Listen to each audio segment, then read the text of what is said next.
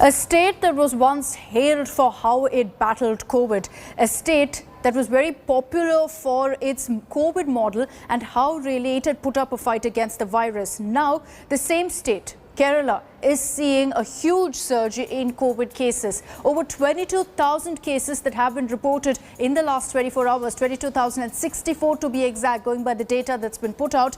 And what's worrying is that this is almost the third straight day that you're seeing cases over 20,000. 128 deaths have also been reported in the last 24 hours. So the fatality level is under control. But what you're seeing is this widespread of the virus in Kerala. Now, remember that the centre has put the onus on the Kerala government. They've said very, very clearly that the reason this has happened is because of the fact that the Kerala government eased restrictions. The Kerala government has responded to that, saying very clearly that this is a campaign against the state and that the government is still ensuring that there is an effective fight against coronavirus. But at this point, with the positivity rate in the state standing at 13.53%, questions are being raised on what really will help in bringing down the cases. Weekend lockdown is already in place to ensure that there is no more rise in COVID cases. Besides that, the Kerala Health Minister has also said that a lot more curbs are in place to ensure that things are under control. I am not disagreeing with the achievements of Kerala. I am not trying to minimize your achievements, but the fact is I asked you about letting your guard down, especially during Bakri Eid. The relaxations for which even the Supreme Court has pulled up the Kerala government warned that you should not have done it. Do you believe in hindsight that some of those were mistakes like Bakri Eid relaxations, that some of those districts now where numbers have gone up like Malappuram is a worry? Could that be because of relaxation and allowing this overcrowding during these 3 days? Are you under various pressures? Merchants and traders want you to open up, religious groups want you to open up, and the Kerala government is in a bit of a bind. Sir, during those days also we had TPR was around 10, 11, 12 like that. And here we have a coordinated effort, all the coordinated activities of all the departments, the police department, the LSGD, the health, and also the people are cooperating very much to control the disease. And I'm so sorry to say that it's quite unfortunate that there is a campaign against the state saying that the system has failed and all. But when you see the virologists, the experts, when they say that Kerala is a system in Kerala is very good still now. Why? Because the density of population in Kerala is very high, and it is double the national average. So here we have more than 860 people in 1 square kilometer. Ma'am, density of population is also there in Mumbai, but cases are coming down. Let's not, I mean, my point is, ma'am, you seem to have no regrets at the moment for allowing any lifting of restrictions. I'm just trying to understand that questions will be raised. Onam is coming. Will you allow similar restrictions and will you allow similar opening up? Will that lead to another spike? It appears that while you tell me on this show that you have the situation under control, the fact is your government has just today announced a further clampdown, a lockdown on 30th, 31st.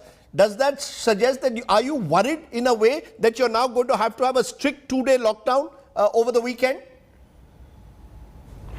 So we cannot keep the people for in a lockdown, or we cannot keep the people in their house, shutting their shops or their institutions and all.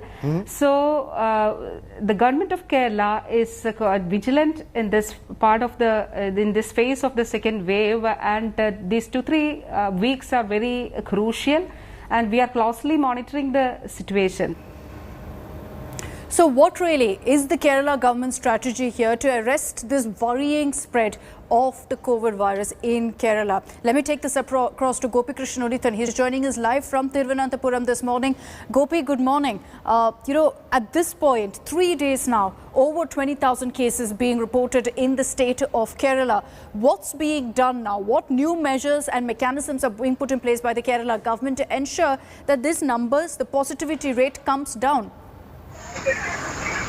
Very good morning, Akshita. To speak the ground reality, Kerala government seems to be going ahead with a mitigation strategy, which means that more people, either they get infected or through vaccination, develops immunity against this particular virus. Now, that seems to be the ground reality that is happening in Kerala. And for a state like Kerala, the administration is saying that that is the only way that they can bring down this test positivity, because Kerala has been under lockdown for almost 1 month for a continuous stretch.